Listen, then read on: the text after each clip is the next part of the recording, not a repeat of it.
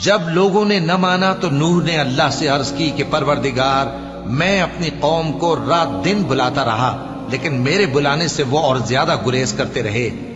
جب میں نے ان کو بلایا کہ توبہ کریں اور تو ان کو معاف فرمائے، تو انہوں نے اپنے کانوں میں انگلیاں دے لی اور اپنے اوپر کپڑے اوڑھ لیے اور اڑ گئے اور خوب تکبر کرنے لگے۔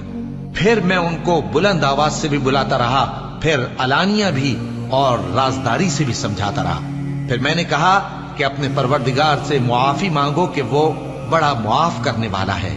وہ تم پر آسمان سے موسلا دھار میں برسائے گا اور تمہارے مال اور بیٹوں میں اضافہ کرے گا اور تمہیں باغ عطا کرے گا اور ان میں تمہارے لیے نہریں بہا دے گا۔ تم کو کیا ہوا ہے کہ تم اللہ کی عظمت کا اعتقاد نہیں رکھتے، حالانکہ اس نے تم کو طرح طرح کی حالتوں میں پیدا کیا ہے؟